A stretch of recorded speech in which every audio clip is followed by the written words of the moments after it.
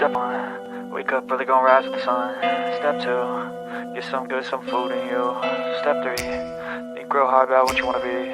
Step 4, fuck everybody, just do your thing. Wake up, today's gonna be a good day.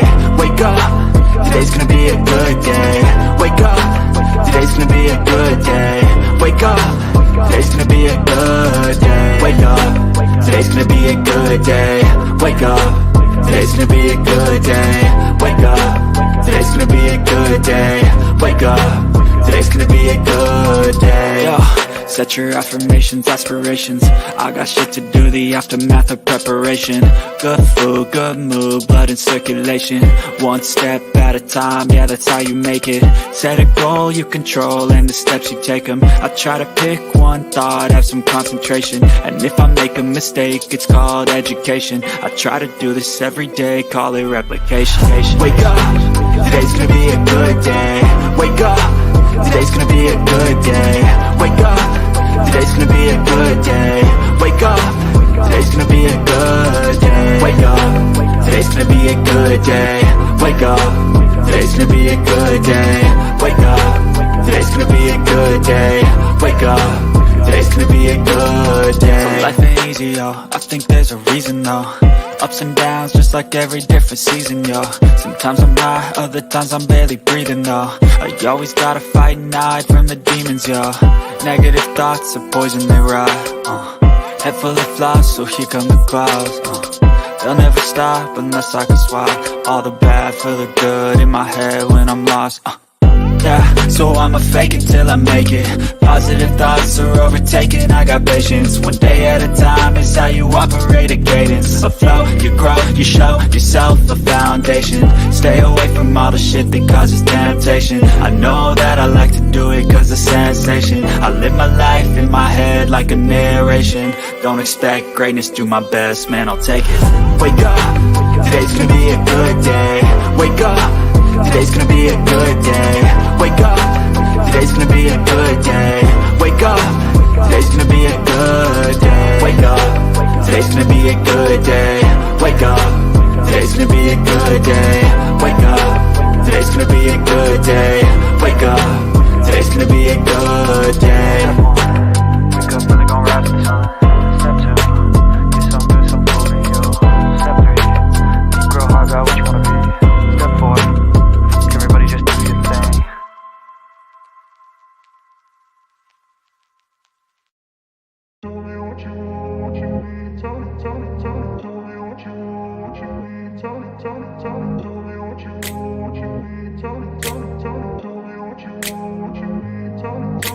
I grew up in a place where they told you what to chase, told you how to run the race.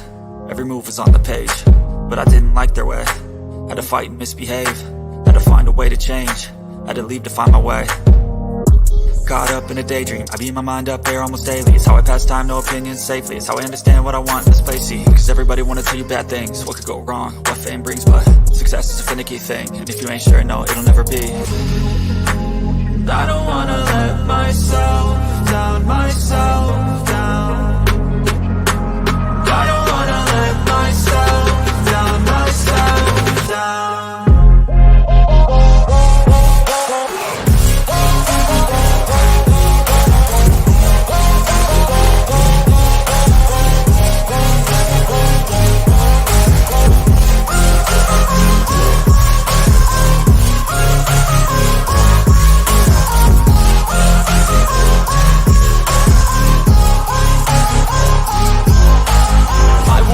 Run away, I don't have to plan it. I can go, change my fate, you won't understand it. All alone, that's okay, people I can't stand them. They don't want me to change, keep me where I'm standing. And I don't wanna be where I am, and I want something more, take a chance. It could be possibly my last dance, my last dance. I don't wanna let myself down, myself down. I don't wanna let myself down, myself down.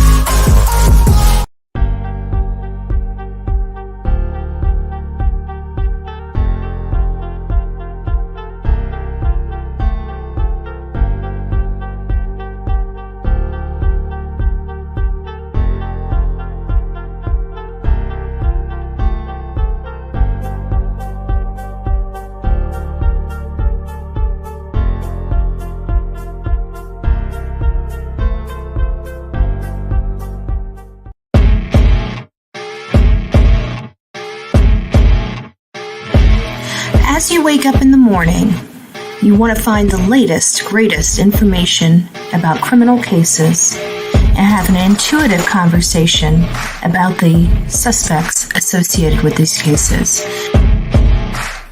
Head over to the Bullhorn Betty channel on YouTube.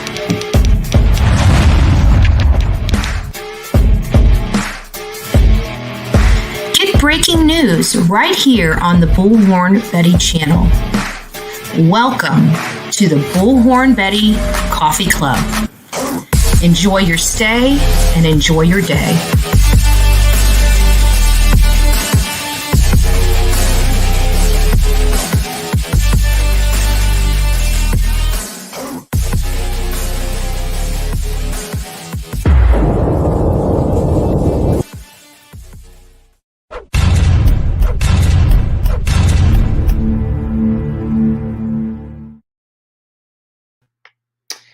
Good morning, all. Happy Sunday. I'm up bright and early. How can I get up after clubbing all night?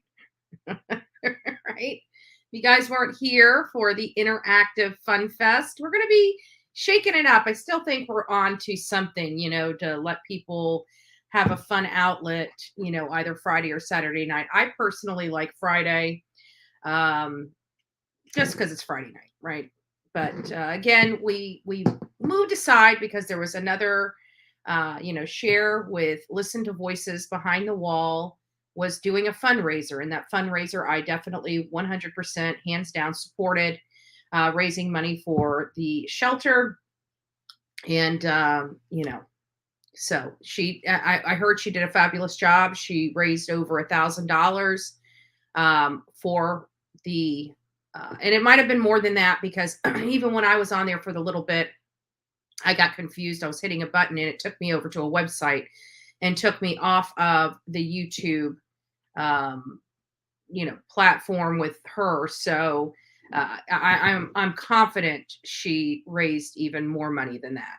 I'm confident she did. So good day or good evening on Friday night for the nonprofit. I can't remember the name. I apologize. Either way, happy Sunday. We're happy that you guys are all here. I know I decided to come really early this morning after I told everybody that we were probably most likely going to have a late live. It was because I was up. I already had a lot of notes from yesterday because I, plan these lives and whatnot. So I had already had an idea of what we were going to be talking about today anyways. So I decided just to go ahead and get a cup of coffee and get to work, right? Get to work. We here at the Bullhorn Betty channel would like to give a big shout out to our friend. And, when we are out there collaborating, our fearless leader, JLR, many of you know, I didn't say anything, but he had eye surgery. He had, he posted it on his community tab. So I was just telling people were asking me, where JLR was, and I don't feel comfortable providing information, that says business. So I just told people that he wasn't feeling good. And that's where I left it. But he did have eye surgery. He did make a public post about it. So we just want to make sure that the Bullhorn Betty channel, as always, gives him a shout out and, pray for a speedy recovery for our friend, right? We in this kind of industry, you have your friends and you don't, right? Some are good, some are bad. Well, he's my friend. So big shout out to him. We hope he and everybody here at the Bullhorn Betty channel is screaming out. We wish you the best with your eye, and we hope that you have a speedy recovery. And, we all need our eyes, right? Our eyes are super important. I can't imagine. I've never had surgery on them. I can't imagine how irritating and painful that must be. I know there's women in here that have had surgery to their eyes, but if anybody has, I'm pretty sure you guys can understand how uncomfortable it truly is. So anyways, without further ado, our first person to say good morning here was the crazy nurse. Hey, first again. She likes being first. Good morning to all. Don't come near me. All right, we won't. We won't.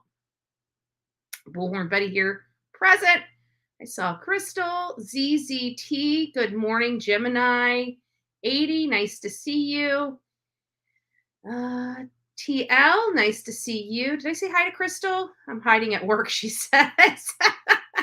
Good morning, Crystal. We're glad you're here. We're glad you're here, even if you're hiding. We'll have to do another BK JLR skit where everybody's behind, in the bushes. I'm just wondering when everybody's going to be getting out of the bushes. Just go. That was the funniest. I have to be honest with you. A lot of us don't see the funny side of BK. We don't. We just don't see the funny side of him. But there was that skit that he did. JLR was covering something. I'm sure it was related to the Summer Wells case, and he was doing a little skit, in bushes. I think it was at his home. I don't remember. Anyways, so he kept moving the little leaf. He's recording himself, and he's moving the little branch down, and then BK decided to do a parody of JLR, and so he was going back and forth, and they were both in bushes moving. It was funny. I wish I could find it. If I find it, I'll have to play it. It was funny. So we did get to see the lighter side of BK. I see Brenda in the house. Good morning. Good morning, all. Good morning, all. We're here early. Did I see Amy? Amy, hey. Amy was hanging out with us last night. She's up with us early in the morning. I think she's got Bullhorn Betty's time schedule. Right? So morning came early this morning. I didn't sleep well last night. I have to be honest. I think it was because of too much coffee. I really do. I drank a whole pot of coffee here with you guys last night.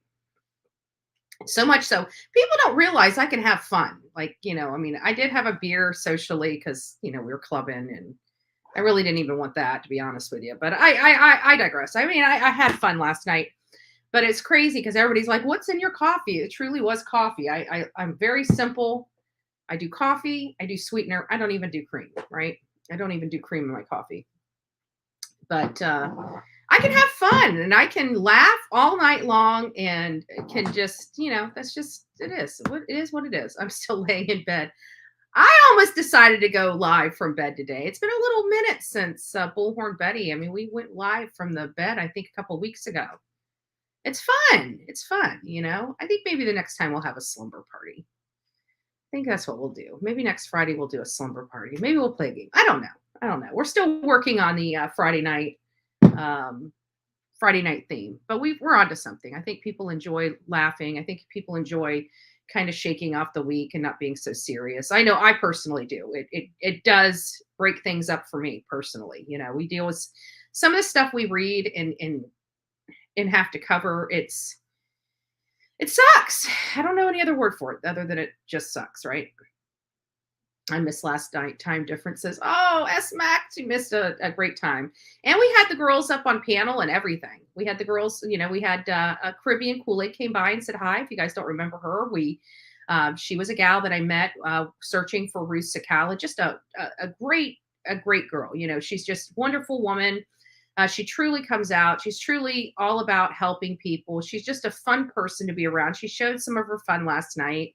And I'm blessed to know who she is. I'm blessed to have worked next to her. I know she's going to do great things moving forward. So, and I do believe she may have her own channel. I'm not sure. I got to talk to her. It's been a little minute. To the best of my knowledge, Ruth Sakala has never came back. She's never showed back up again. I have no idea. What happened. So it's just a little cray-cray, We went out there several times. And actually, there was one day I couldn't make it out there, and her and Jonathan went under buildings. They searched. They searched high and low for Ruth Sakala, and we never heard from her again. So it's a little, again, just odd. So good morning, Susan. Nice to see you. But at any rate, we're here. We're going to be going over a few cases. We're going to be going over the Summer Wells case, Codi Bigsby, Michael Vaughan, and some other stuff I gotta also follow up. It looks like we're actually going to be getting quite a few people here in support of Doug. Jason Sternquist is going to court for his arraignment on August 12th. I can't remember the exact time, but it sounds like there are people coming in to support Doug live from Northport here. He's doing better. He's, trying to recover. He has a lot of damage to his heart, as many of you guys know. We've read his statement to everybody. He was gone for over 36 minutes, and they did a lot of different types of therapy on him. They did therapeutic hyperthermia to help his brain function and help his survival rate. Sounds like it was pretty stinking scary. I have to be honest with you. It was pretty stinking scary for him. I mean, me not even knowing him, only knowing of him because of the Gabby Petito case, it was still very sad. It was still very concerning. I have to be honest with you, I was personally scared for him. And, I'm sure all of us were very scared for him. But I think mine is more like this hits close to home, almost a little too close to home, because at the end of the day, I'm a YouTube creator as well. And I've had similar stuff happen, and it's scary. It's really scary because some of these people out here in the world of YouTube are not stable individuals. They're just not. Even some of the creators we look at and are just scratching our heads saying, where the heck did you come from? They're just, it is what it is. Social media attracts crazy people. None other than that Andrea McRae, right? We've all heard that. Somebody's posting in here, justice for Vaughan. That's another person that was well known, large social media platform.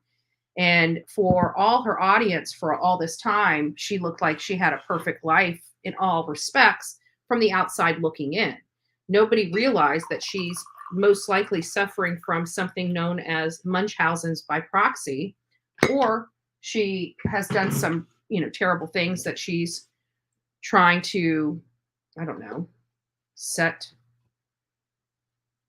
talk about. I don't know. I don't know if she's responsible. I can tell you, related to how her husband got into the hospital, to me is a little suspect because, first of all, they found him in the shed.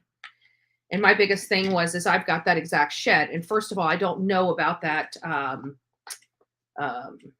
beam that goes through it. And I didn't know that beam was strong enough to hold a grown person without, because he was in the middle of the barn, which is the weakest spot of the barn, right? It's the spot that, with enough weight, you can actually collapse that barn. It's the center.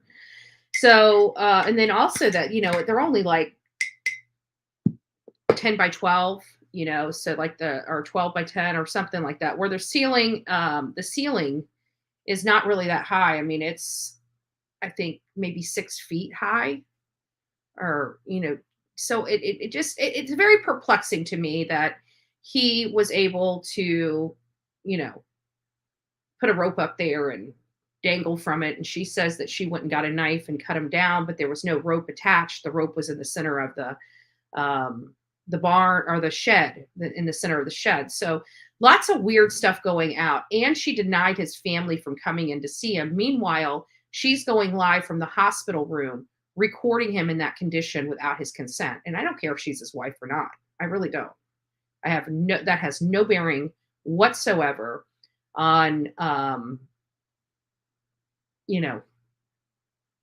my opinion of that. I think that was low. Like, who would deny the parents that gave birth to him a right to see him, but you go in there and record this ridiculous stuff of spitting all over? It's just disgusting. She's a disgusting woman that has some major things going on upstairs. And it calls into question, how this man got into this condition. And some of the stuff I saw was a little disturbing, actually quite disturbing for me personally. So let's just jump right in. I want to get the language of letting go, and then we're going to open up the phone lines and just see what your guys' thoughts are about some of the cases that we're going over. As many of you guys know, we are still searching for answers in the Summer Wells case. I find a lot of things a little odd here lately. Everybody being so quiet. The quiet is deafening at this point, and it just almost gives me that I don't know, internal, I don't know, vibe that there's something more going on behind the scenes. I don't know why I'm feeling that way, but I am. And I'm not sure if anybody else is feeling that way. These things are just eerily quiet.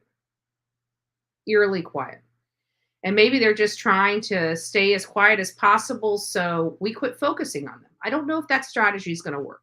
I don't know if that strategy is going to work because many of us just, we love that little baby. We feel like nobody's fighting for her. We feel like she was failed multiple times from the people in and around Hawkins County. And I mean that with all, with the best criticism and the best love possible.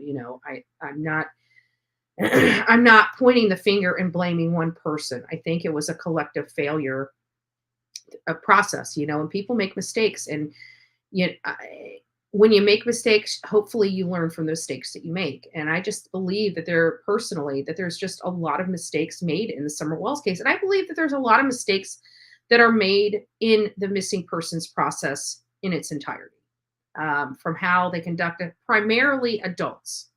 I think that they screw their own case up because they don't want to take the time to realize that family is telling you this is not normal behavior for this adult, but because they're an adult, they have the right to walk away. They have the right to do whatever.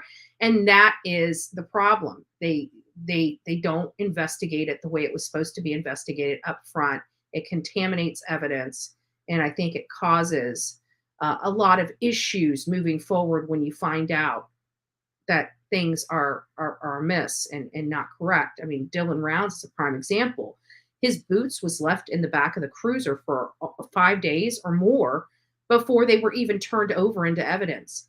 That's the kind of nonsense that's crucial to the case, that where an officer could have contaminated that aspect of the evidence, pretty much all the evidence of the case, right? At this point, those boots are the only thing that Dylan had on and would have had on, and they are sitting in a spot that they don't belong.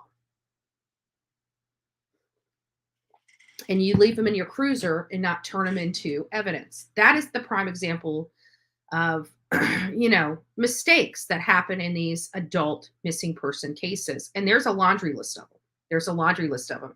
And we had the best insight when we had the interview with Paola's sister. When we had, Paola's sister, and we listened to her story, maybe we'll have to run that story again. But it gives you a good insight of how law enforcement treat adult missing persons cases. And I personally think it needs to change. It's all about the one case. It's not about the 15 cases where these people walked off and will return. It's about the one case that person didn't walk off. And because you had this protocol in place, you were able to collect and keep that evidence from being contaminated. There's got to be a better way. That's all I'm saying. There's got to be a better way. And I hope law enforcement really looks into that and really looks at their policies and procedures, because everybody's lives matter. I realize people walk off every single day willingly, but it's the one that doesn't. It's the one that's the most important, right? So in the language of letting go, I like the title. I didn't read this morning, as I've been holding off reading the message for the day, because I want to read it with you, not after. I don't want you guys getting it after me, but I want you to read it. But I do like the title of it. It's Let the Drama Go. I think it's kind of right in line with all the stuff we're dealing with on YouTube, So July 10th, let the drama go.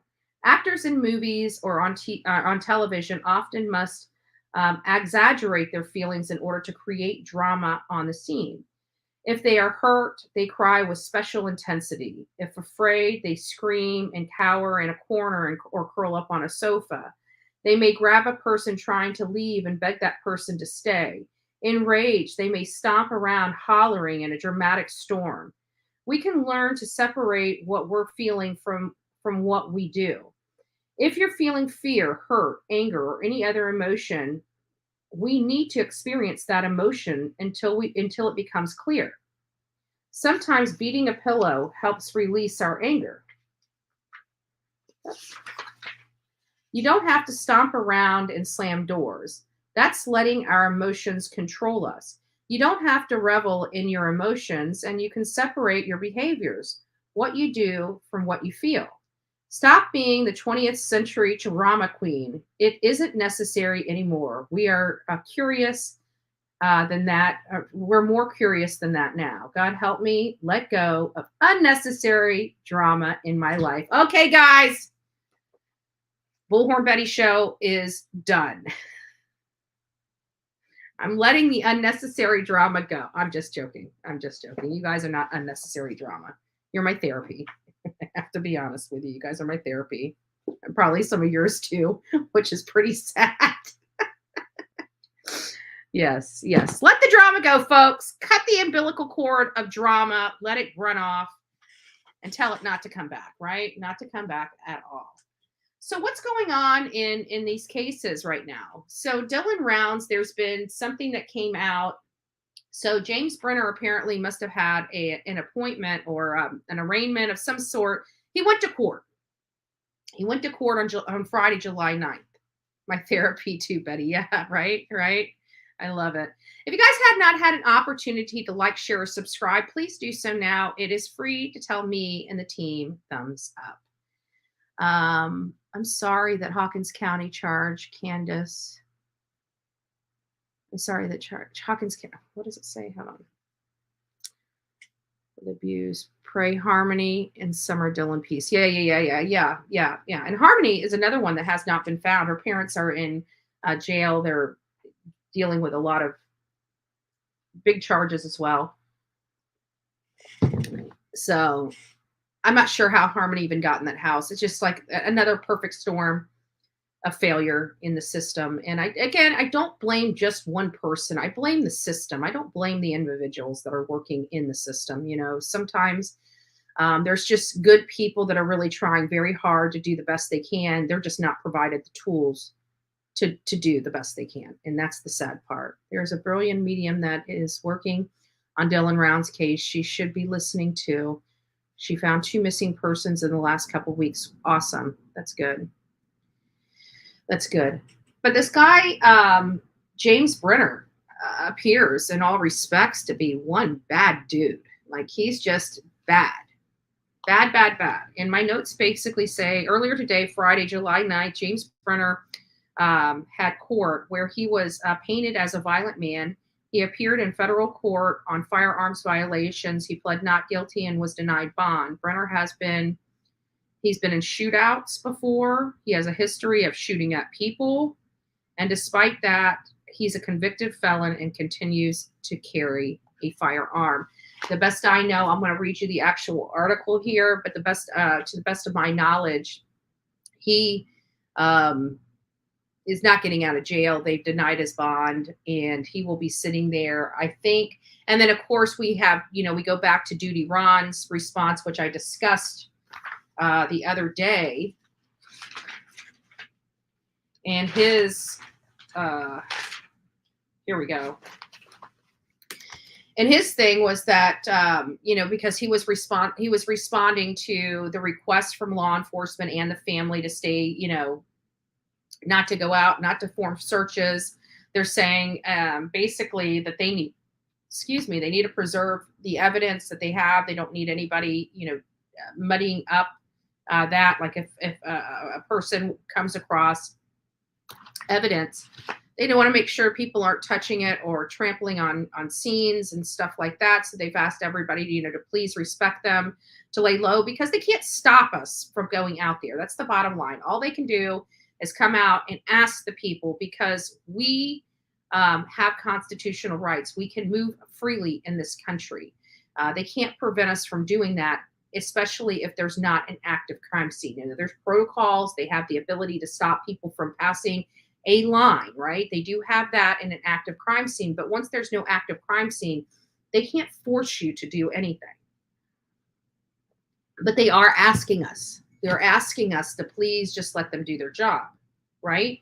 And again, this is law enforcement that has made multiple mistakes in this case, and it's probably cost this case time. But the one thing I can show, I have respect for is they've got 3 people. They have arrested 3 people unrelated to Dylan Rounds that was in and around Dylan Rounds and breaking the law. And most of them were breaking the law. They were already convicted violent felons, and they were breaking the law by having firearms, right? That is what the problem was. There are so many missing. I try to follow as many as I can, but it's overwhelming. My brain is numb. It is sick, Susan. We should not be so overwhelmed. Why can't people be and let be? Why can't everybody just mind their own damn business and leave everybody alone? It would stop the killings. It would stop everything. But people can't, because they are so hell-bent on forcing their will upon others. Everybody, even on here. I was bullied to try to change who I was to appease somebody else.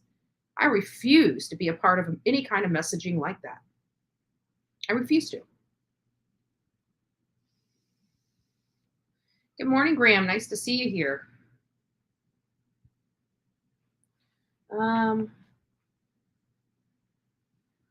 Once again, Betty, criminals are free to roam. Yeah. And, I keep wondering, because this was a small county, these people had to have known that these felons, these convicted felons, they point with a small town, everybody's business, period, whether you want to or not, everybody's business. So you can't tell me that these people didn't know that these guys were felons. And you can't tell me the people in and around this area didn't know they were carrying guns, right? They just looked the other way. And now there's a boy missing. That's why I like law and order. Personally speaking, I love law and order. I'm always on the right side of things if you just follow the law, right? Do everything within the confines of the law. So let me go ahead and pull this up here. So here's the information about James Brenner. Again, Duty Ron. Let me just read this from Duty Ron. This is related to them not telling us not to come. Duty Ron believes they are closer to figuring out what happened than we know, right? He believes that they're really on top of something. They have an idea, and that they most likely believe this James Brenner might be responsible. Let me keep going with my notes. Please don't do that, because parents don't want people coming out. So that means that law enforcement is saying, guys, stay away. Let us do our job for a purpose. And in a joint press release, because it wasn't just Elder Box or Box Elder County, it was Box Elder County with the FBI. So it was a joint press release, which is also very key. He anticipates, related to this James Brenner, that they're going to be looking for grand jury indictments for James, which is already in federal custody. So, and then he also further states James Brenner, very high chance of upgraded charges. So those are the thoughts of Duty Ron related to James Brenner. But I did want to make sure that we discussed this article. And it's the missing in Utah suspect in Dylan Rounds' disappearance has a violent past. And this really, I think, paints the picture of what this James Brenner is capable of. And I got to be honest with you. We found out that he actually helped Dylan on his farm. And it's crazy because of this guy's violent past. I wish Dylan was a little more cautious of his surroundings. But James Brenner was painted as a violent man who shouldn't be released from jail. Brenner was named a suspect by authorities for the disappearance of Dylan Round. I want to read that again. Brenner was named a suspect by authorities for the disappearance of Dylan Rounds. It's very rare. We always have all these persons of interest. We learned about persons of interest in the Summer Wells case. And the persons of interest does not necessarily rise to the level of suspect, right? It doesn't rise to the level of suspect. Now, this is where authorities have actually gave him the label. the label of suspect. That's huge. The 19-year-old disappeared in late May and was not heard from since. Friday, Brenner appeared in federal court on firearms violations. He pled not guilty to all the charges against him. There was no mention of Brenner being tied to Dylan's disappearance, but it gave the public a glimpse of what Brenner is like. And this is where it kind of gets a little scary. He was either squatting on Dylan's property or at the property adjacent to Dylan. He had no right to be there. Deputy U.S. Attorney Carlos Escueda, if I'm saying that right, I'm sorry if I'm butchering his name. According to Dylan's mother, Brenner often helped her son at his farm. In fact, she said Dylan's boots were found near where Brenner was staying on the property. We finally have an idea about these boots and where they were and how they were placed there. And to me, it sounds suspect as well. It looked like they were just tossed out there. So somebody removed his boots, didn't want to carry him, were walking and said, here, and threw them out there like garbage. Brenner's the main suspect. And there again, right there, it says it again. Brenner, the main suspect in Dylan Round's disappearance. There's a $100,000 reward offered for his whereabouts. And they're talking about Dylan's whereabouts, his safe return, or the information directly related to the successful prosecution of the person responsible, I think is how the language actually was written for that reward. If you offer somebody $100,000, we've got nothing, she said. So basically, nobody has, even with that high of a reward, nobody came forward. He has the answers, she said. She's speaking of James Brenner. She believes he has all the answers. During Brenner's detention hearing, prosecutors said he's a danger to the community and should not be back on the streets. He currently has an outstanding warrant from Box Elder County where he allegedly beat up a man using a lawn chair. And he also served time for attempted murder. Oh, he has a lengthy history of violence, says Escueda. He had a shootout before. He has a history of shooting at people. And despite that, he's a convicted felon and continues to carry firearms. Brenner's attorney, Tessa Henson, she tries to combat some of this information, which does not look really that good in this particular light, because she said the attempted murder charge was in Maryland and happened 30 years ago. The charges were dropped to malicious shooting. She said the two gun violations were over the past 30 years. So she's trying to say, oh, well, because he had bad behavior 30 years ago, doesn't mean he's got bad behavior now. Yet 30 years ago, he wasn't allowed to own a gun. And today he's not allowed to own a gun, but yet he keeps being in possession of guns. Clearly he's not, learning his lesson. That's I'm paraphrasing here, but I'm putting my 2 cents into this, right?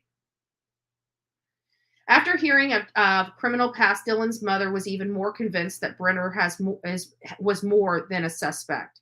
I think James did something to him, Cooley said. I think he snapped, and especially hearing more of this in court. So it seems like, this Brenner guy has a snap personality. He can be this nice guy 1 minute, maybe a jerk or an a-hole that's, a little violent, this, that, and the other, to a full-fledged, just going postal type of personality. And that's what I believe happened. He just went off. Brenner was denied bail and returned to Weber County Jail. His trial is set for September, but he will return to the state court Monday in Box Elder County, where he faces more gun violation charges. So there again, just an update on the Dylan Rounds case for each of you. So good morning. I see we're starting to fill up.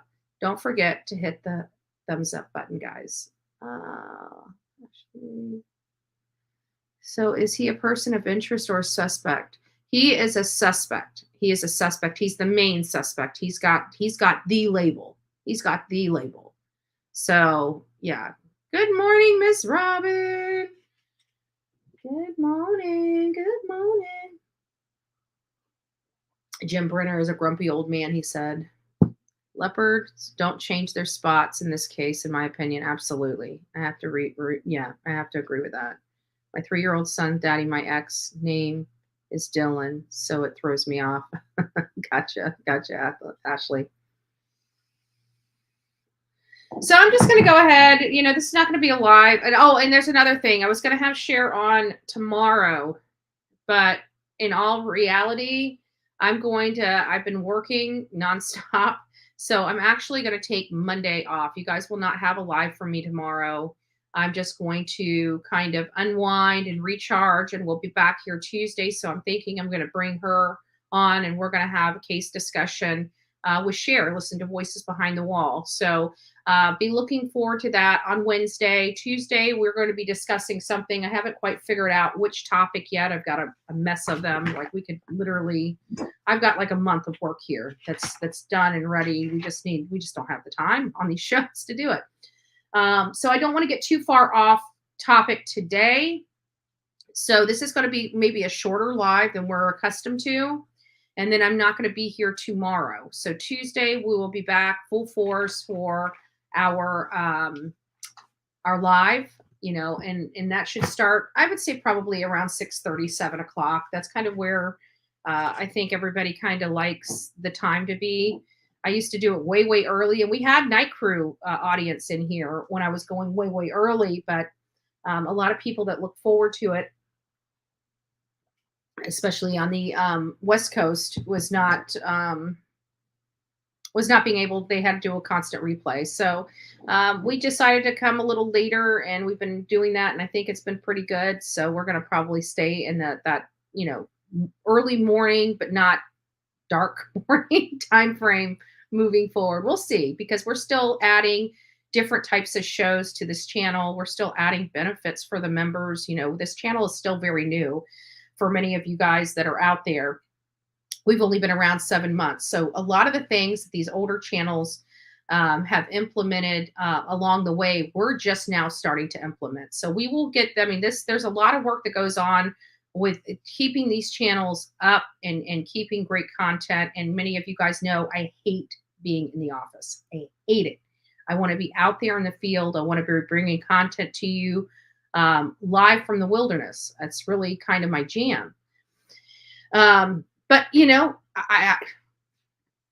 it's impractical for me to be out in the field every single day all over this country, financially wise. It's just not doable at this point. But we do have our goals for this channel and for what we're going to be doing in the future. And it's all about setting a great foundation and building upon that great foundation. So this can continue to go forward. So just to let you guys know, we're still moving the needle, and it's still going in the right direction. Until that day stops, we're going to keep growing. We're going to keep growing and keep adding more benefits. So the people that have been here with me from the beginning, I just want to tell you guys, thank you, thank you, thank you. You guys have been the backbone of this channel. Those that are coming into the fold and have started supporting this channel, we want to also thank you as well. Because that is growth. You guys are helping this channel grow. And again, it could not be done without each and every one of you. So I appreciate all the work, all the love, all the support that you guys provide this channel, and we're still filling out. We're still trying to find our way on the streets of YouTube. I think we've got our focus, we do what we can do. We bring as much cases as we can. And we provide our speculation and opinion and allow our audience to do the same as well. So it's just, I feel like a win-win formula for this channel. And we also shake it off like we did on last night, where we just come in here and just have some fun and just, let the cases go for a little bit and just shake the week off. And I think that's important for ourselves, our mental health. Stress beats up the body, it beats up the muscles, it makes you feel like you're in pain. It just does a whole host of things. So, Andrew, I was the first person who signed up as a member for your channel way back when. Yes, Miss Robin, you are definitely one of my BFFs. And it's kind of crazy because, believe it or not, my very first mod, Ronnie, she was my very first mod. She was shaking in her boots. She didn't know what she was doing. I had never modded before. I didn't even know how to instruct her. And she has been with me. And then, of course, Anissa and Miss Robin have been here. And Miss Robin was the first one that signed up for the membership on this channel. So we've all grown together, and we're all kind of family now. So it's just been a blessing. We can't, we're all very, very blessed to have met each other. And it all started with Gabby Petito and then Summer Wells. And we all, just became part of this Summer Wells army.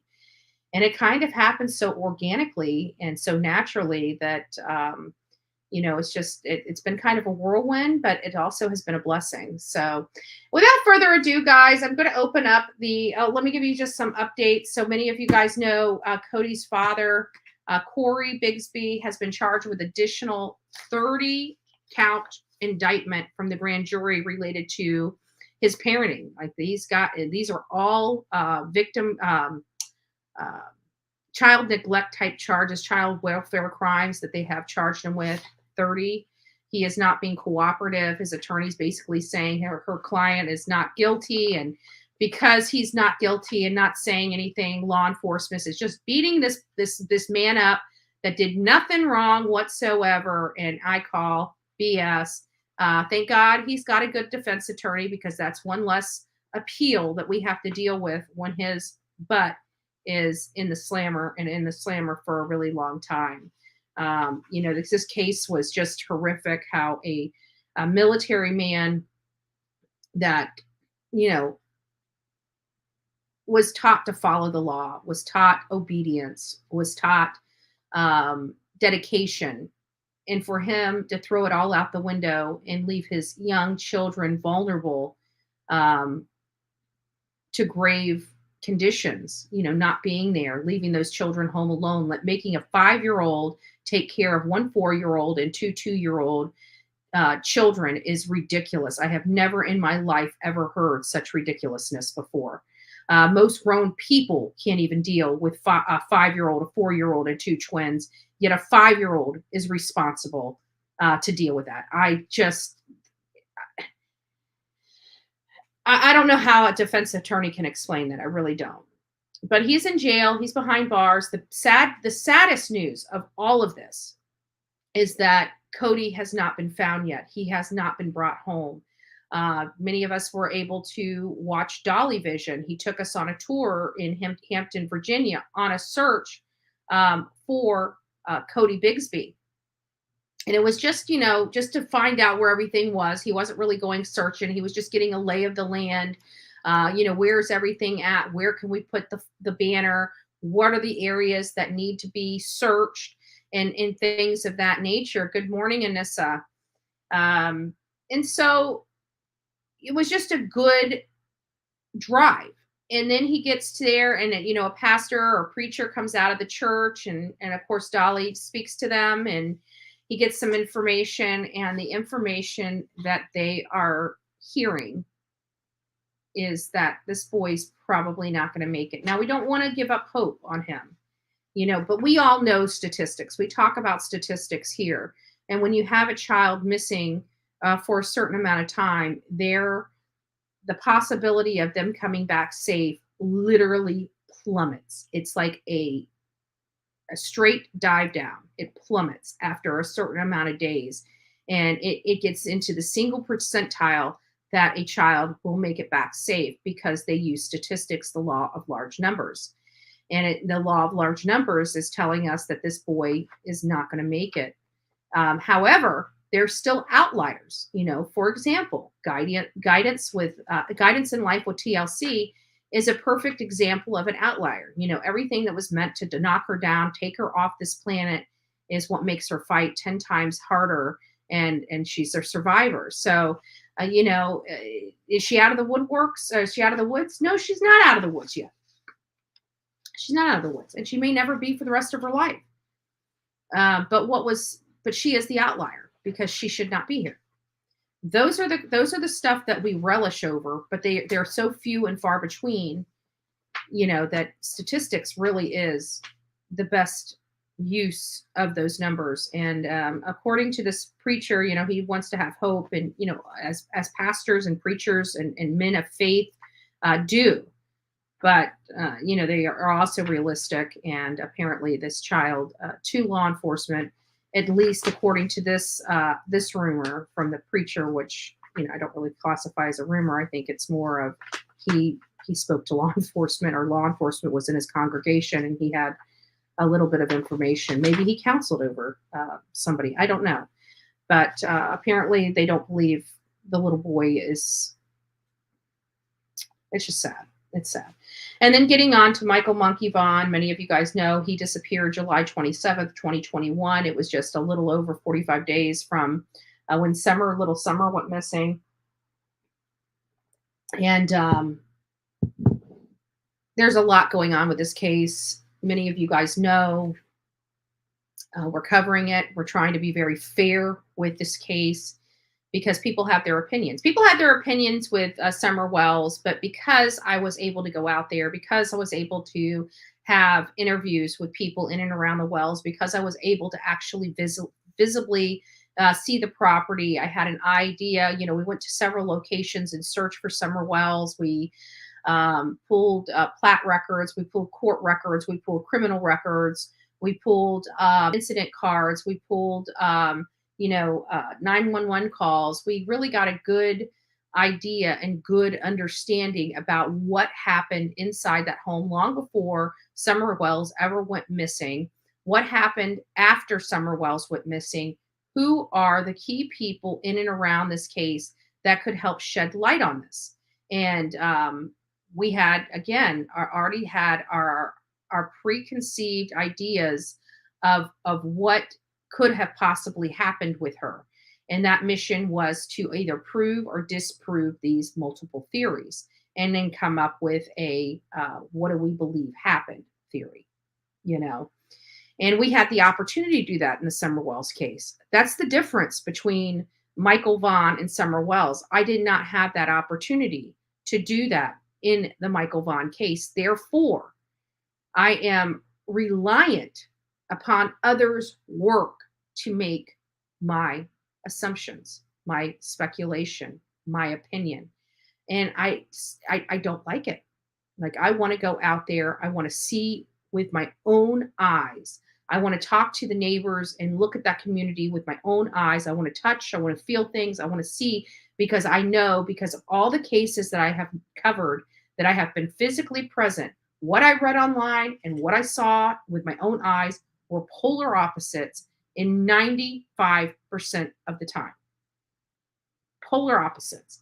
I got a completely different perspective being there personally. And it helped with my opinion about what happened in these cases. I don't get that. So I'm really trying to work extra hard and being super fair about the Michael Vaughan case, because I don't have that experience with this case. And I am so reliant of Google and, other creators that have worked diligently to get these answers. And why I do respect and love and believe the work that, especially like True Crime with Eve. I trust her work, but it's not the same. It's somebody else's work. And I like my work. I like, again, touching, feeling, seeing, and getting the vibe personally. And that's the one thing that's lacking in the Michael Vaughan case for me. So at the end of the day, there are two main possibilities that could have happened. And of course, there's only one half speaking wholly about just one aspect, the abduction aspect. I have to say, if this child there's a few things that are really weighing very, very heavy on my mind and my heart. And that's the lack of Amber Alert in this case. They said he did not rise to the level of an Amber Alert, and in fact made a different type of alert in his name in Idaho. And I'm thinking the Amber Alert is specifically designed for children being abducted by strangers and parents. The only aspect is endangered, right? They have to be endangered, critically endangered. And I have to think that if they truly believed somebody picked this child up and abducted them, whether they have the name of the person or a vehicle description, it doesn't matter.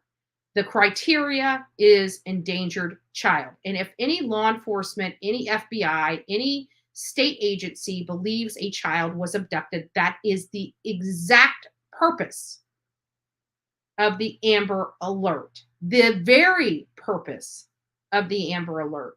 In this case, didn't even get an Amber Alert.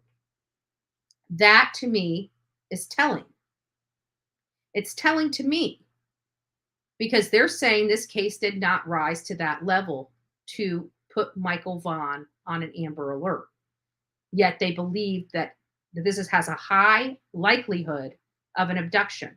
So there are some key little red flags there right from the beginning that's telling me that there's more than meets the eye related to this case.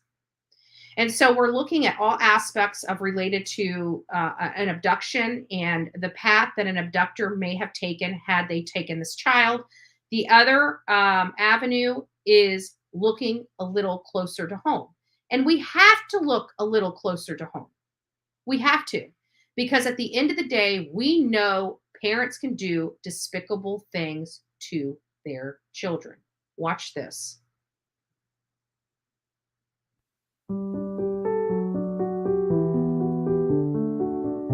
Tom, it's just a tough subject. A recent study by Brown University showed that nearly 450 children are killed each year by their parents. My daughters were picked up on a Friday by their father to spend the weekend, and that night he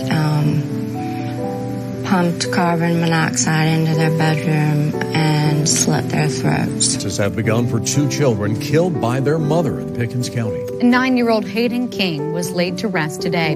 Hayden's 4-year-old sister Harper will have a celebration of life service tomorrow morning. Here's a story that's breaking at 6 o'clock. It's all centered around the 3 people you see on your screen. The key pieces in a Middletown murder case.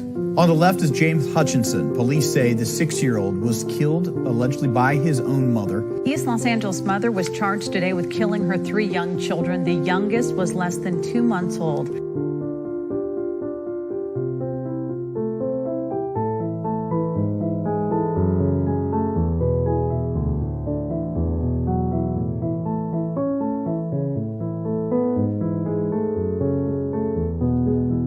At 6 with breaking news.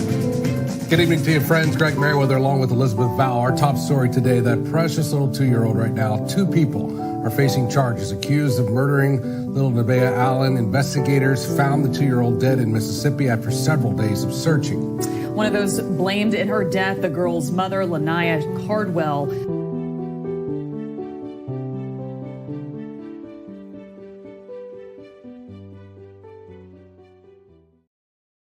Bottom line is, parents do horrible things to children. And so for us to not look at the parents because, we don't want to hurt somebody's feelings or anything like that is foolish of us. I'm not here to be anybody's friend. Never have been. I don't aspire to do that. I aspire to tell a story, and I aspire to getting people's faces out there that are missing or deceased in hopes that we can help bring answers, shed light, and share their stories on this channel. And so for us not to look at the conduct of Tyler or Brandy would be wrong. Because at the end of the day, Tyler was the last person that saw Monkey, the last person to see him alive. His stepdaughter, Kira, came home but never saw him in the 2.5 hours that she was there before leaving, which was right before they called law enforcement. So again, we're not doing it to pick on the family. We're doing it because it's the right thing to do. We have to look at all avenues when we're diving into these cases. We are not law enforcement. We're letting law enforcement deal with their aspect of it, but we will definitely look at these cases. We will definitely, dig deep, and we'll definitely present these cases and present the facts that we find. I also throw my opinion and speculation. So if you don't like that, probably not the right channel for you. Just throwing that out there. So a lot of stuff's going on with the Michael Vaughan case, and I have to say that there are some red flags that I was able to, at least in my opinion, for me, there were several red flags, and I believe we discussed some of those yesterday.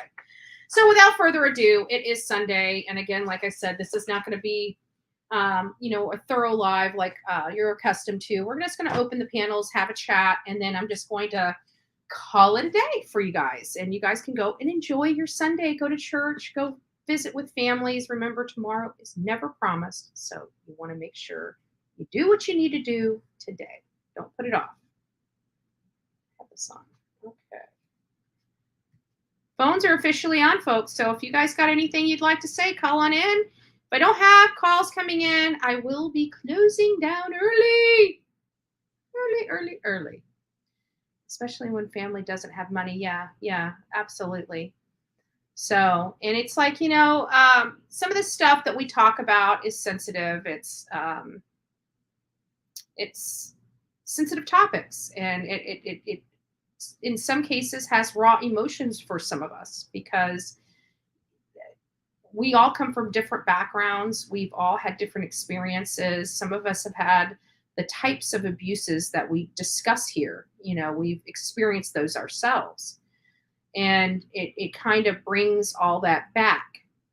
Stuff that we've pushed down for a really long time is kind of starting to come up and bubble up, and, as we get into these cases. So either way, I'm going to probably give you guys, I'll probably sit here and chit chat for another 5 minutes, and if we don't get any phone calls, that's good. I love hearing from you guys. I love it. I love having conversations, but if you're not feeling it today, you're not feeling it today. We have somebody feeling it today. I know who it is. Bullhorn Betty. Hey, this is ZZT. Hey, ZZT. What's shaking bacon? I've been sick with a terrible sinus infection from allergies. But anyway. Talking about allergies, before you go off onto your side, don't lose that thought. But I'm having horrible allergies. Even before, like right when I was going live, I couldn't quit sneezing. Like I literally couldn't quit sneezing, and I almost hit the live button while I'm sneezing because my finger was on it and I couldn't stop sneezing. So you got allergies too. Anyways, go on to your comments. Sorry, ZZT. The silence. Mm-hmm.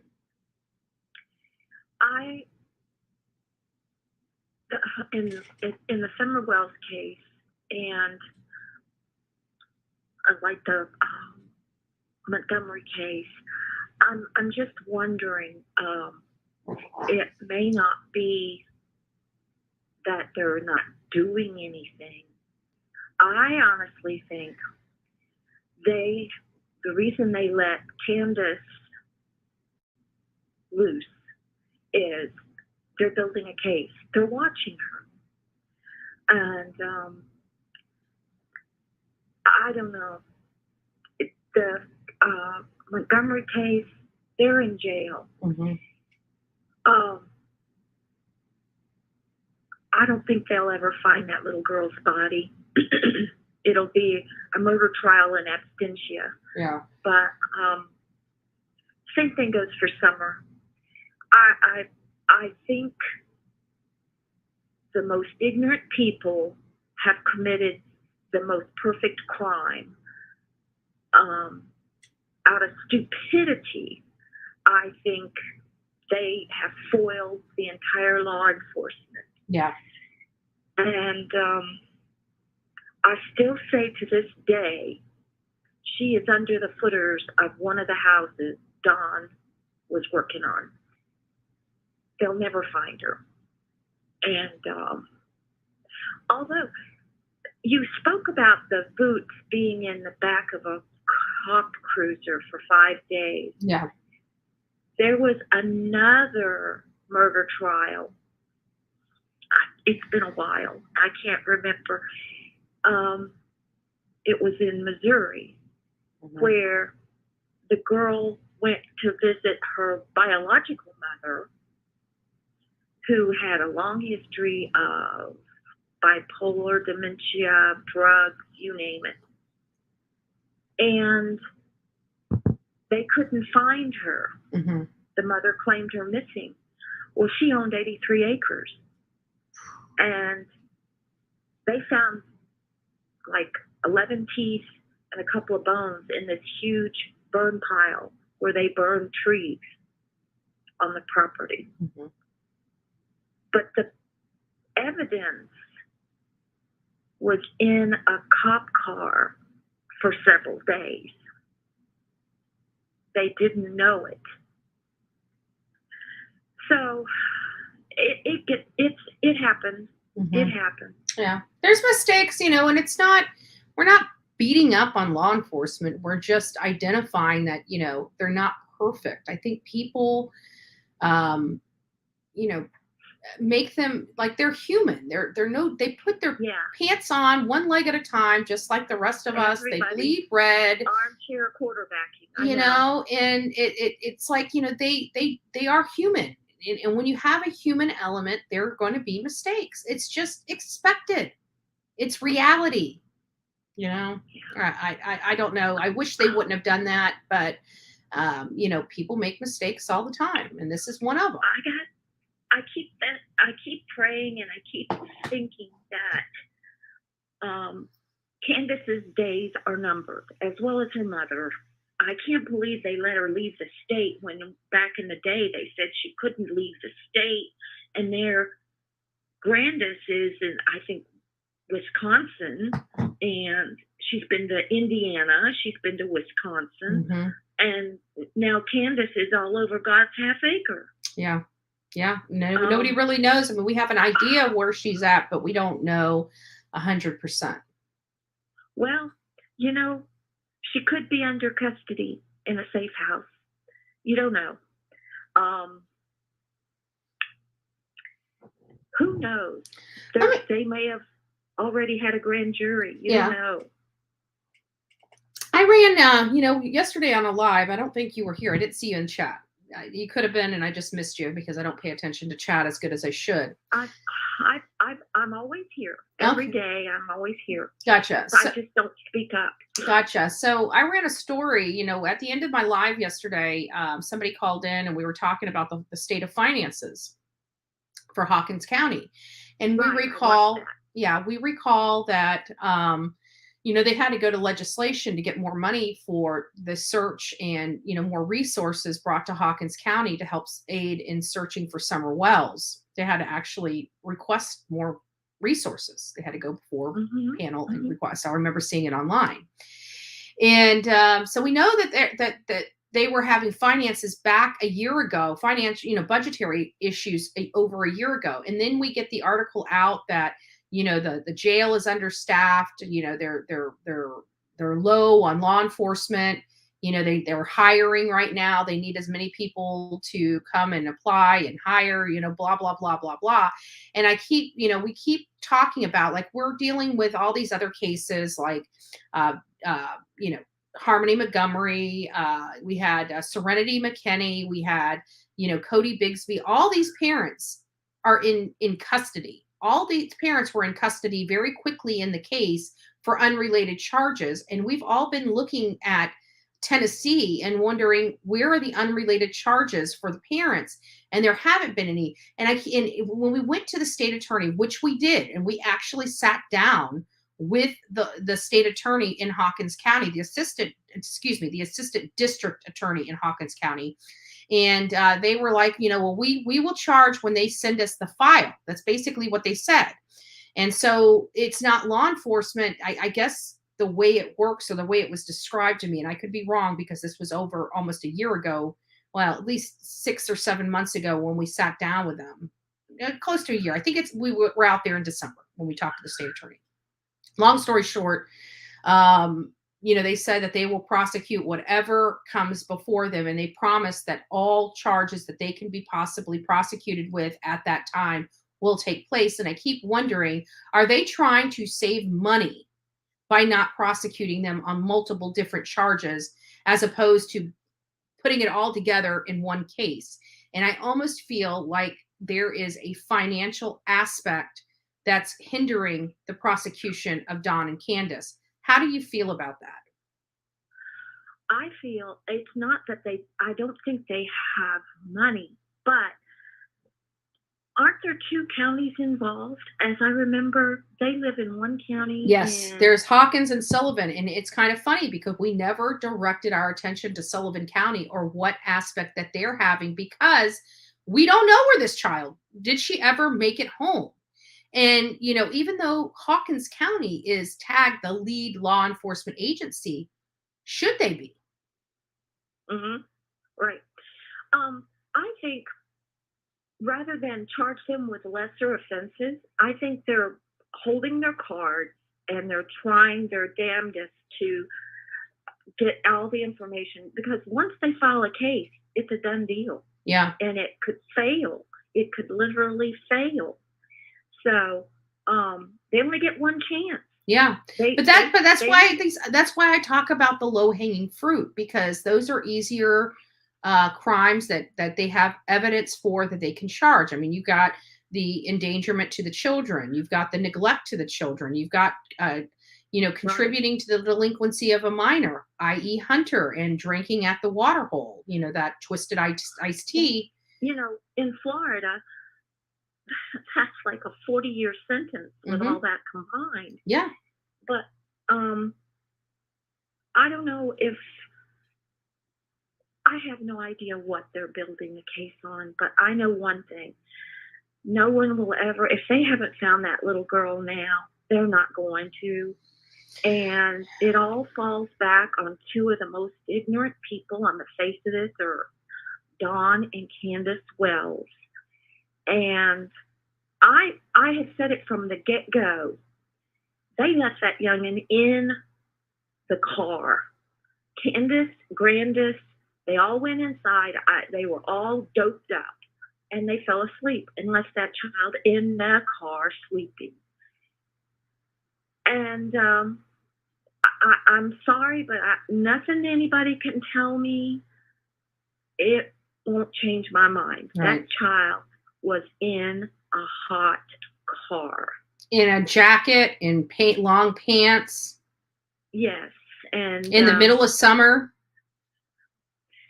And that's another thing why that brought my attention when they were searching the cars.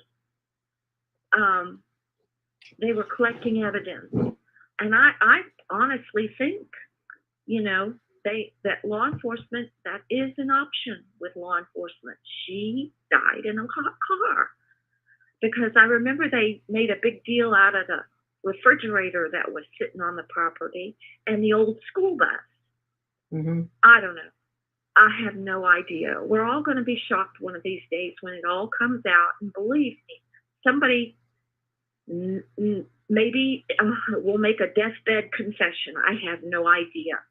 It probably won't be in my lifetime, though.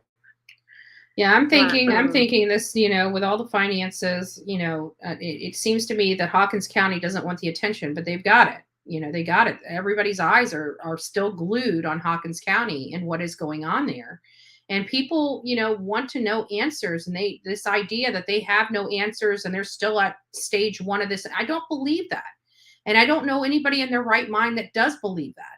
There's stuff out there. And I think they keep saying that because they don't want to deal with all these additional cases or the caseload.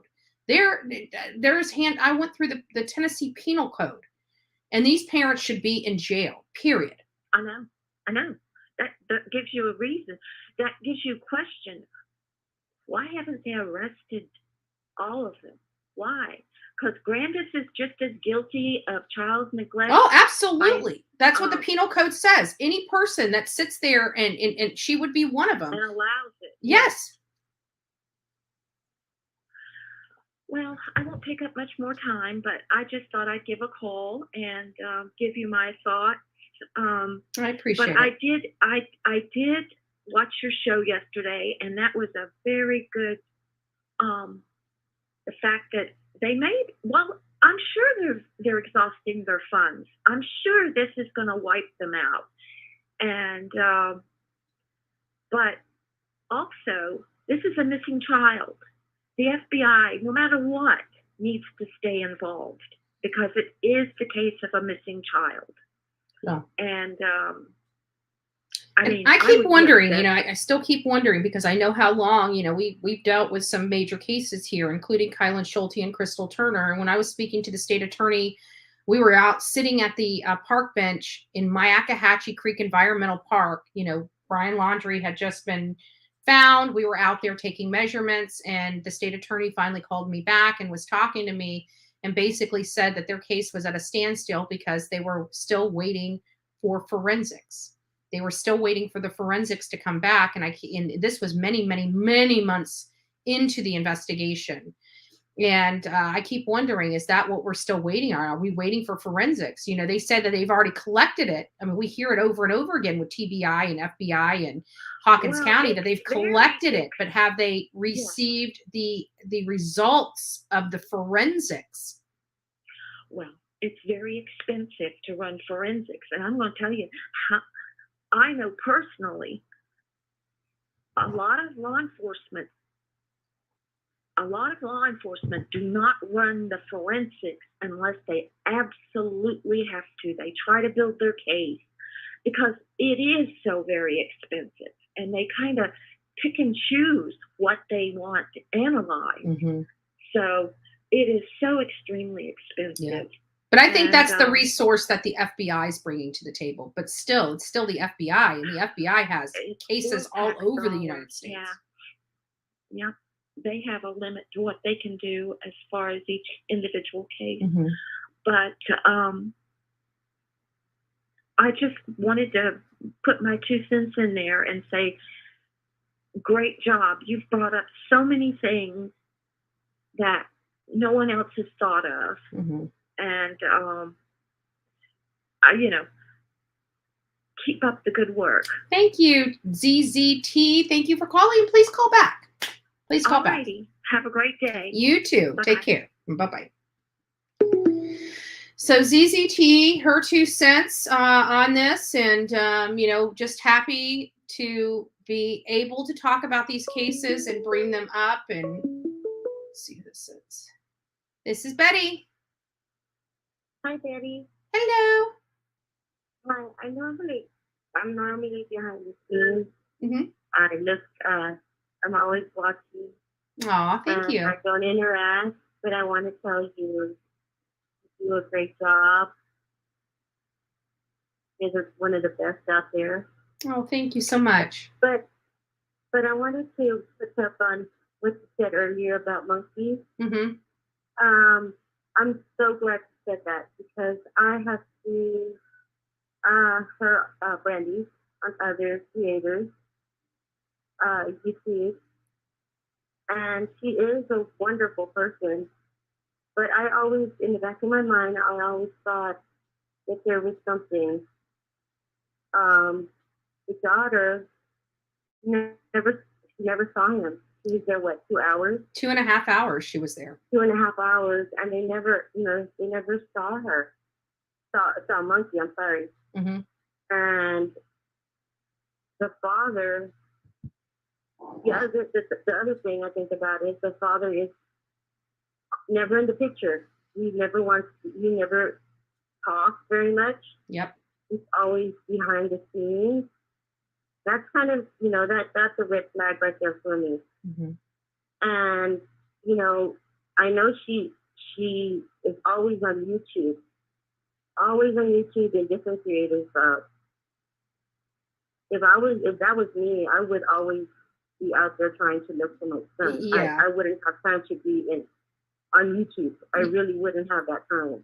And it's kind of funny that happened because one of the things we liked about her in the beginning was the fact that she was always out there, always trying to look for her son. But, that can only go on for so long, in my opinion, before, your true colors start shining. And while I do believe she was at work at the time and may have no knowledge of what truly happened, I think at this point, this far into the investigation, she's got to be looking. I mean, for her to be coming out and saying, I don't know what the grandfather did. A year later, I'm sorry, you better know exactly what he did, when he went to the bathroom, how he walked. Did he walk with a limp? Did he get to his appointment? Like, if my child was missing and the last two adults were there with my husband and my son's grandfather, I would want to know exactly what happened that day. Every single foot that you put down, where did it go? Exactly. Yeah, it's just so much about that case that it just makes me wonder, you know, and that what really ticks me is that why is Dad always behind the scene, and why is she always protecting him? Yeah. And he's never whenever she was having these news conferences, he was always, again, behind the scenes. Yeah.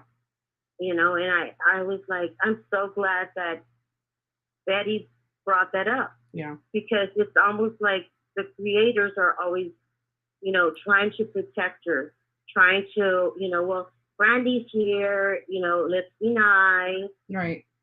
And while we would respect her, even if, you know, if and when she comes on this channel, we will absolutely respect her. We will actually, you know, absolutely.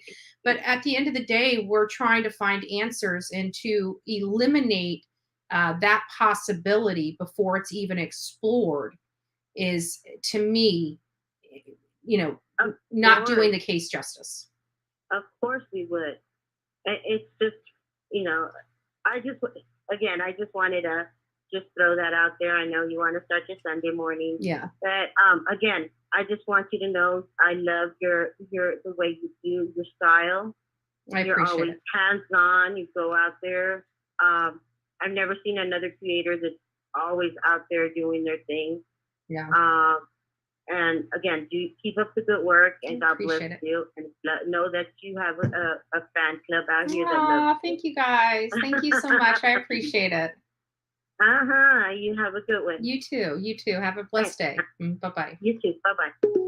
Oh, that was sweet. But you know what? And it is important. You know, we want to give these cases a fair shake, but we have to address the monkey in the room too. You know, the gorilla in the room, the 10-pound gorilla or 10,000-pound gorilla rather in the room. We've got to address it. And, you know, when you're going to all these channels and nobody wants to touch that aspect of the case because they're feel intimidated, they don't want to be attacked, they don't want to be talked bad about, I think is doing a case an injustice. And we're here seeking justice for victims. And so I think it's very important that we look at that aspect. And even if it's not a popular aspect, I mean, there is no other person, and I say this all the time, that has been through the ringers more than Bullhorn Betty on the YouTube platform. So, you know, I'm just going to do my thing. I'm going to be beat up no matter what I do. And like I said, in many cases, I could run into a burning building and save a baby, and these creators will come out and say, I started the fire. You see what I'm saying? So it is what it is. I don't really care what creators, you know, I like certain creators on this platform, and, you know, they may agree with me at times. They may disagree with me at times. But we try to treat each other with respect. There are just some out there that just, they don't want to address the reality. And the reality is the parents in these types of cases can rise to the top, you know, of these cases, because parents are known for doing terrible things to their children. And that there's also bad people, bad actors out there in the world that prey upon children. And we have to look at that aspect as well. So in my mind, I would think that if he actually just wandered off, they would have found him. There are cameras in the neighborhood. There are cameras at the main entrance of the neighborhood. There's cameras pointed to the splash pad in the neighborhood. There's multiple homes throughout the neighborhood that have ring door cameras or other CCTV footage for them and in and around the area that law enforcement has in their possession. So, you know, we have to look at this in all avenues. I'm hoping one day I will be able to go out and experience that area for myself firsthand. We will see. We will see. That is one that's on my radar. It's one that I want to go out and look at. We're also, many of you guys don't know, Olivia and I are in talks about going to Mississippi. There is a case in Mississippi. We are actually really close to committing to this trip. We're going to be meeting next week, and I will bring you the details next week of our trip to Mississippi, and it's probably going to be at the end of this month. We were supposed to go to Michigan. I've had money set aside that was collected for Michigan for several months, and it was related to the Crowley case, the Oxford school shooting. And we're still wanting to go out there because there's a bigger story to tell, much more than what you guys are seeing on the news related to the case. It's really the behind the scenes, how it got to this point. That was the aspect we wanted to bring. But as time goes further and further away, that money is just sitting there.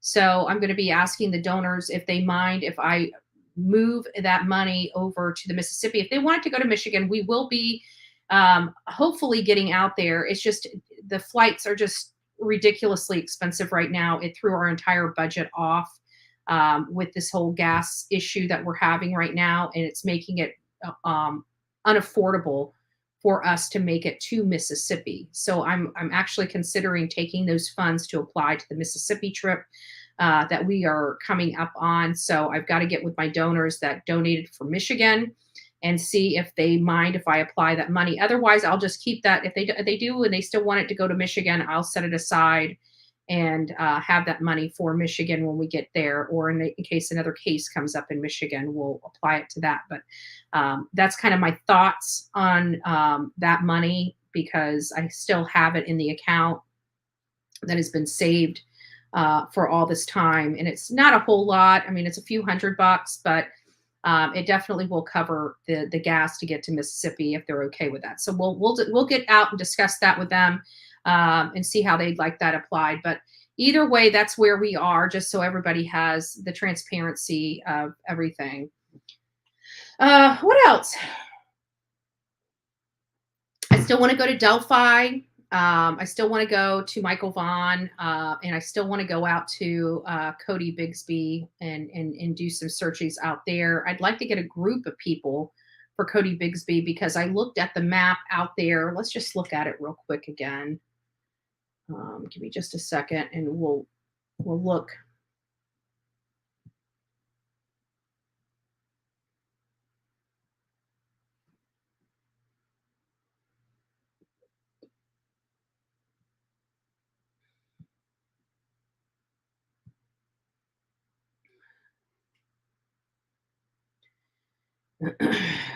So this is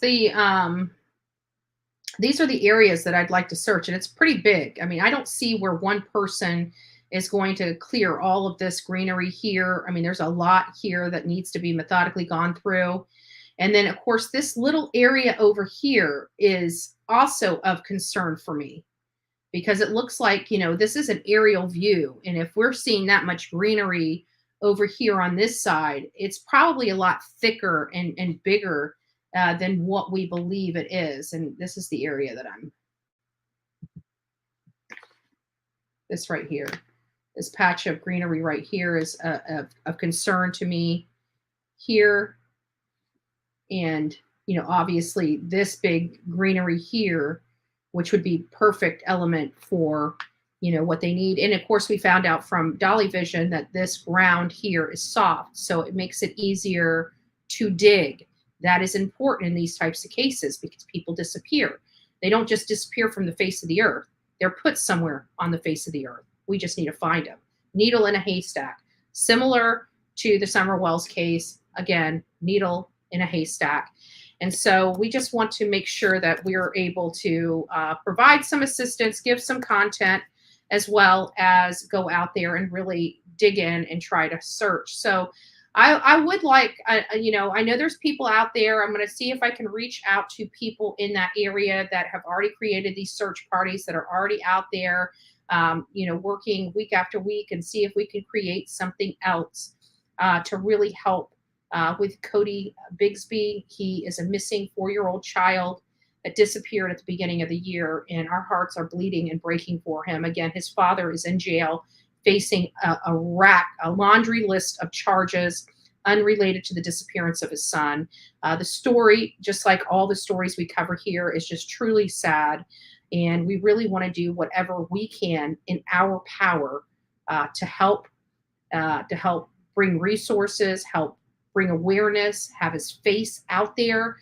So we're going to be running, I believe that Codi Bigsby, out of these cases, Summer Wells, Michael Vaughan, and Codi Bigsby, he's the one that's getting the least amount of attention on his case. I think that is sad. And we really want to make sure that we are advocating for Codi Bigsby as much as we are for everyone else. So we will do that.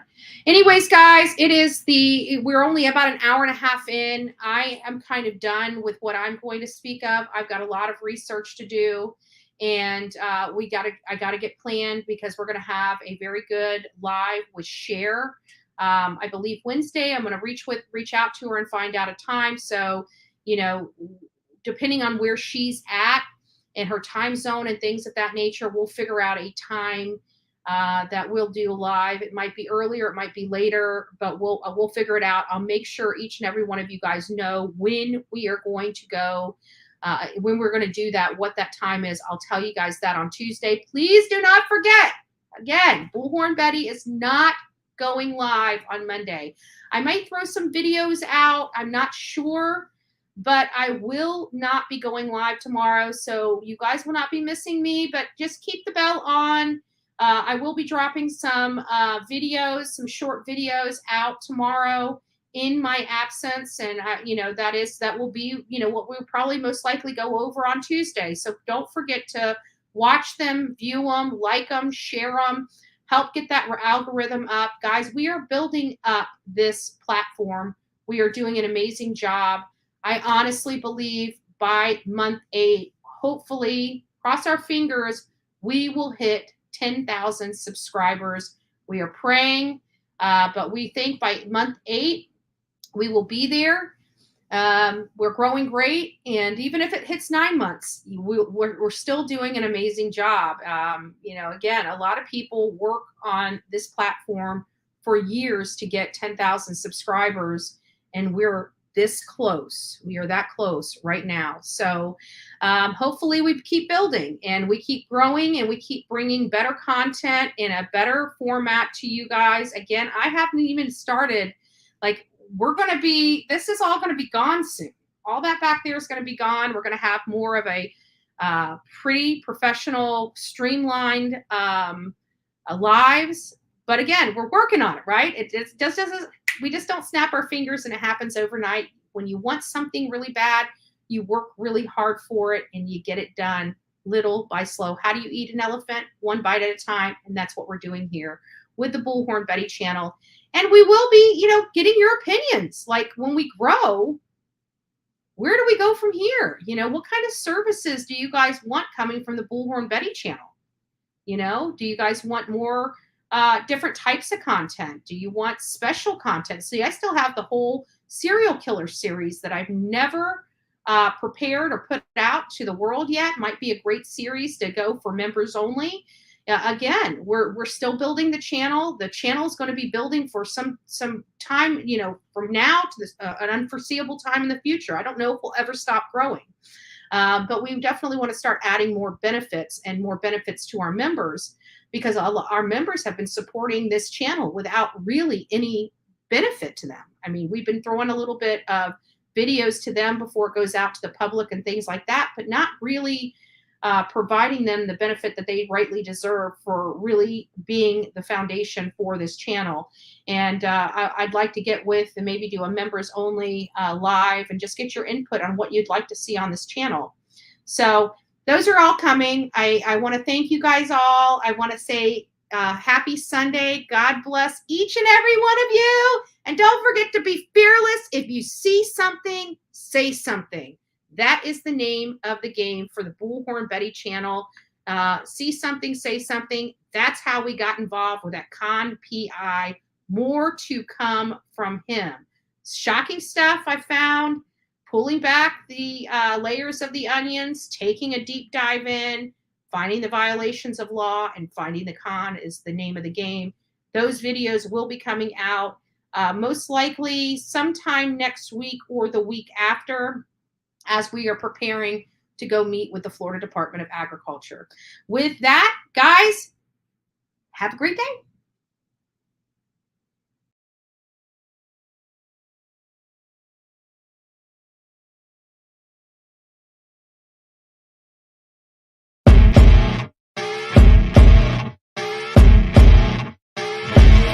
As you wake up in the morning, you want to find the latest, greatest information about criminal cases and have an intuitive conversation about the suspects associated with these cases. Head over to the Bullhorn Betty channel on YouTube.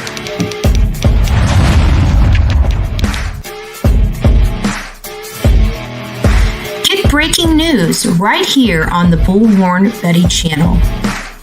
Welcome to the Bullhorn Betty Coffee Club. Enjoy your stay and enjoy your day.